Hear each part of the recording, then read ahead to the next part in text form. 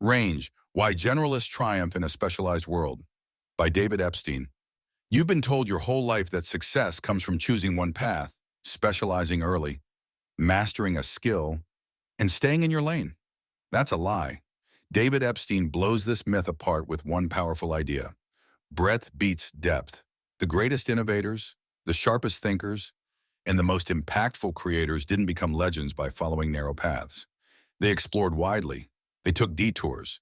They mastered the art of being generalists in a world that worships specialization. Think about it. Life isn't a chessboard with clear, predictable patterns. It's chaotic, ever-changing. Specialists rely on fixed rules and past experience. But when the unexpected happens, they freeze. Generalists, on the other hand, thrive. They adapt. They solve problems by connecting ideas from one domain to another, spotting patterns others miss. From the fields of science and art to business and education, Epstein uncovers why the most successful people are often not the ones who spent 10,000 hours perfecting a single skill, but those who embraced variety and learned to think differently. Want to thrive in today's fast-paced, unpredictable world? Forget mastering one thing. Learn how to master many and use that knowledge to rewrite the rules. Lesson 1. How we learn. Let's start by dismantling a popular belief. The idea that success hinges on specializing early and staying in one lane.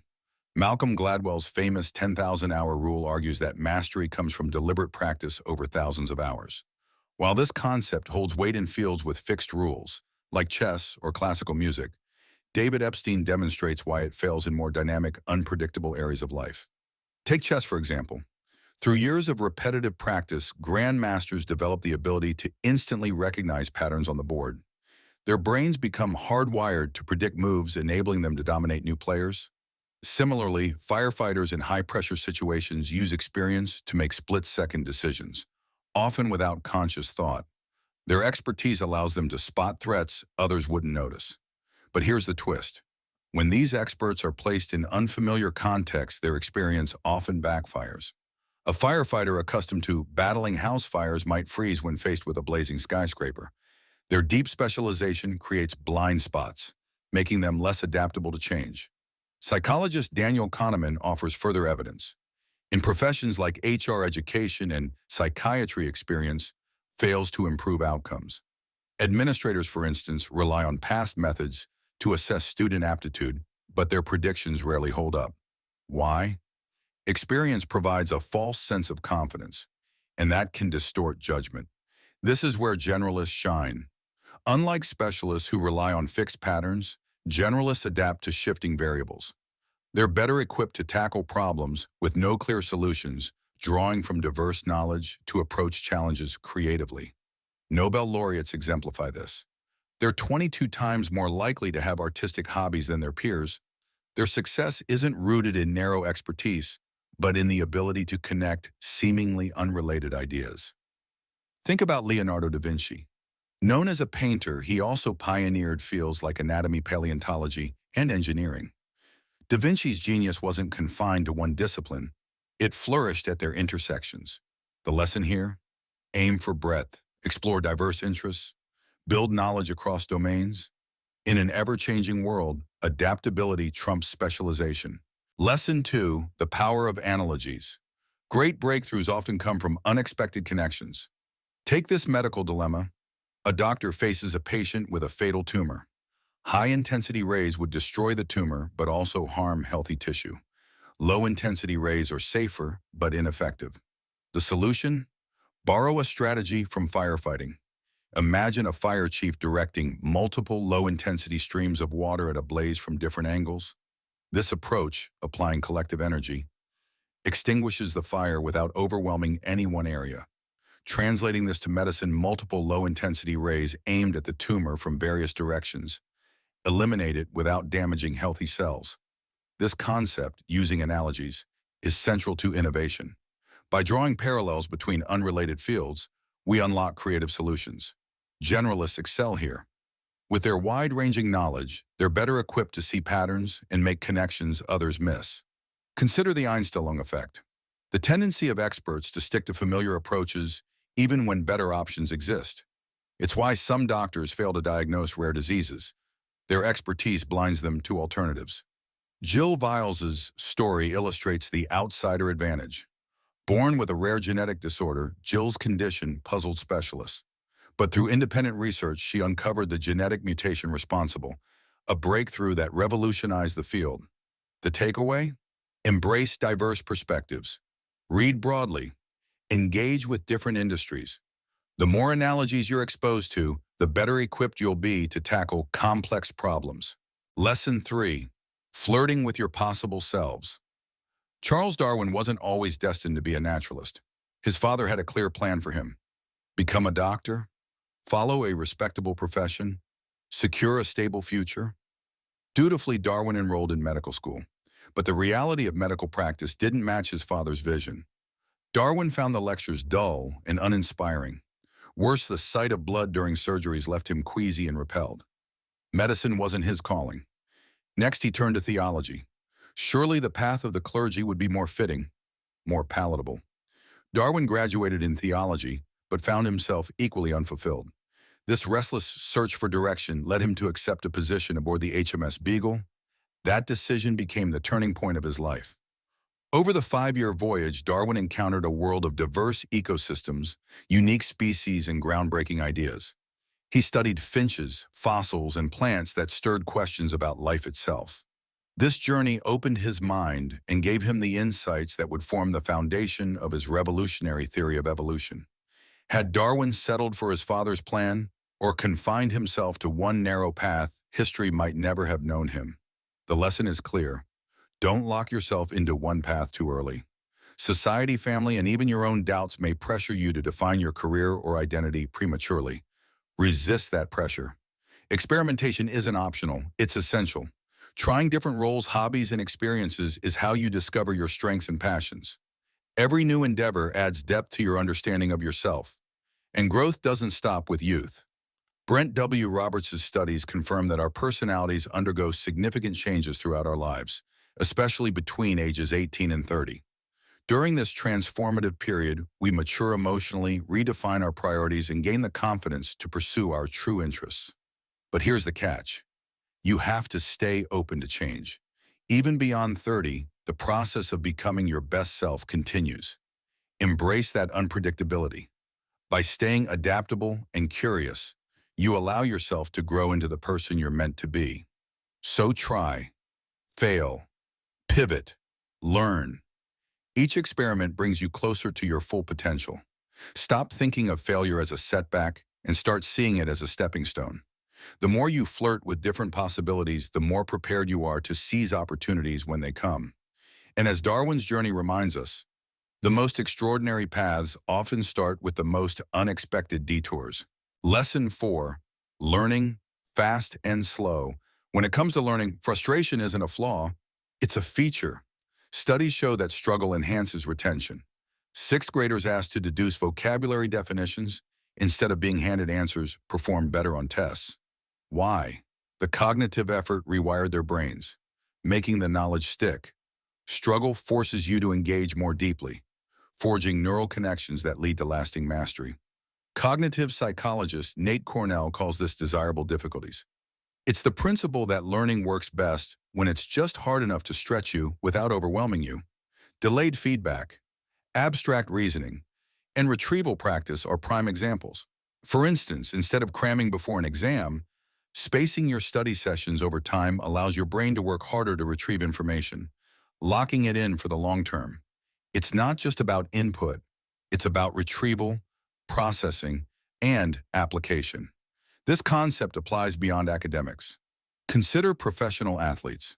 A tennis player who practices only their strongest serve might dominate weak opponents, but crumble against advanced players who exploit their weaknesses. The most effective training targets areas where failure is likely, because that's where improvement happens. Struggle is where growth lives. Without it, you stagnate. Even in the arts, desirable difficulties shape creativity.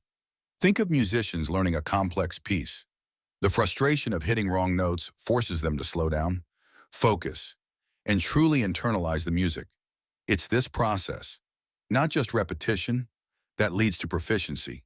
As with music, so with coding, cooking, or leadership, the key is to embrace challenges that feel just out of reach.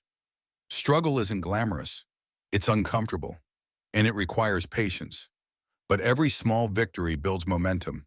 Whether you're learning a new language, developing a marketing strategy, or refining a craft, the discomfort of failure will transform into the confidence of mastery. Resist shortcuts. Mastery isn't found in the path of least resistance, it's earned in the uphill climb. The effort you invest now creates the foundation for extraordinary results later. Lesson 5. Lateral thinking with withered technology. Nintendo's success wasn't built on cutting-edge innovation. It came from reimagining old ideas. Gunpei Yokoi, a Nintendo engineer, didn't chase the latest technologies. Instead, he turned withered technology, outdated affordable tech, into groundbreaking products. Yokoi's creations like the Game Boy not only defined an era of gaming, but also outperformed technologically superior competitors like Sega and Atari. The secret? Simplicity, creativity, and a relentless focus on user experience. The Game Boy, for example, was far from the most advanced handheld gaming device of its time. It lacked color screens and high-resolution graphics, but it thrived because Yokoi designed it with portability, durability, and affordability in mind. By prioritizing what users actually wanted, a device they could take anywhere, that wouldn't break easily, and that offered endless hours of fun, Nintendo won the market. The Game Boy's long battery life alone gave it an edge that flashier competitors couldn't match. Yokoi's philosophy of lateral thinking extends beyond technology. It's a mindset that applies to business, education, and personal growth. Consider this. Lateral thinking means solving problems by approaching them from unconventional angles. It's about finding value in what others overlook. Apple's iPod is another perfect example. MP3 players already existed, but Apple redefined the category by focusing on seamless integration with iTunes and an intuitive user interface. In education, lateral thinking can transform how students learn. Instead of relying on rote memorization, teachers can repurpose familiar tools, like storytelling or games, to explain complex concepts.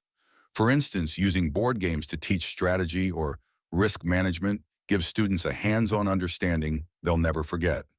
On a personal level, lateral thinking helps you innovate in your own life. Think of skills or experiences you've dismissed as irrelevant. How can you repurpose them? An artist might apply design principles to marketing. A chef might leverage their time management skills to lead a project team. True innovation happens when you combine what you know in unexpected ways. The lesson? You don't need the latest tools or the biggest budgets to innovate. Sometimes the best ideas come from rethinking what already exists.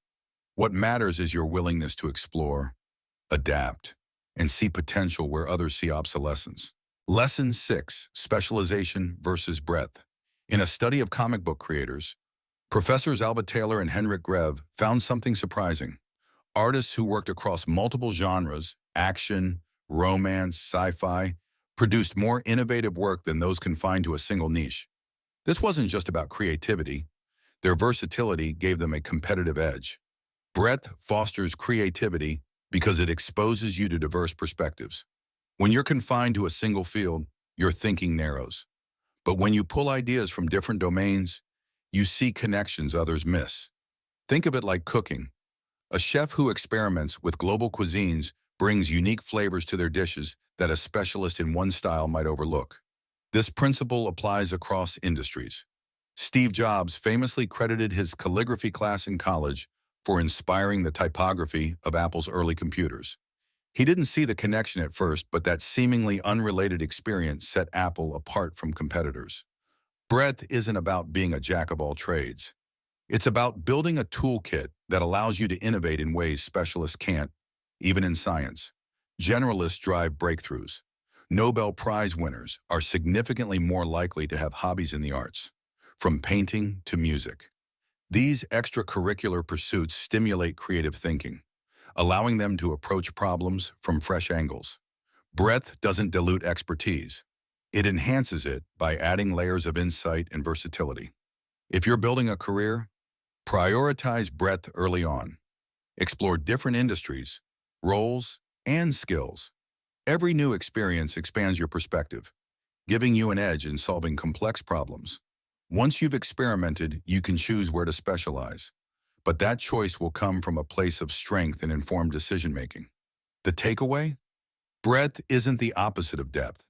It's the foundation of creativity, innovation, and resilience. The most groundbreaking ideas emerge at the intersections of disciplines. To truly stand out, cultivate range. Lesson 7. Hedgehogs and foxes. Philip Tetlock's study of political experts revealed two types of thinkers: hedgehogs and foxes. Hedgehogs know one big thing and apply it rigidly. Foxes, on the other hand, draw from multiple perspectives, adapting their strategies as new information emerges. Unsurprisingly, foxes consistently outperformed hedgehogs in predicting political outcomes. In fact, the more famous the hedgehog, the worse their predictions tended to be. Hedgehogs operate in certainty. They view the world through a narrow lens, doubling down on their expertise even when it's no longer relevant. Foxes thrive in uncertainty. They're curious, open-minded, and willing to adjust their views. This flexibility makes them better equipped to navigate complex, unpredictable environments. Think of the 2008 financial crisis. Many economists, hedgehogs in their specialized fields, failed to foresee the collapse because they couldn't look beyond their models. Meanwhile, generalists who considered broader economic trends, psychological factors, and historical parallels sounded the alarm early. Foxes saw the bigger picture. Being a fox doesn't mean knowing everything. It means staying curious. Read widely. Engage with ideas that challenge your assumptions. Embrace discomfort when exploring unfamiliar territory. The more perspectives you embrace, the more tools you'll have to solve problems and make informed decisions. Even in leadership, foxes excel. They adapt to new challenges, drawing on diverse experiences to guide their teams. A hedgehog leader might stick to a single management style, but a fox leader tailors their approach to fit the situation, inspiring trust and resilience. In an unpredictable world, flexibility trumps certainty. Be a fox. Stay curious. Explore new ideas. And never stop learning. The more perspectives you embrace, the better equipped you'll be to navigate complexity and create meaningful impact.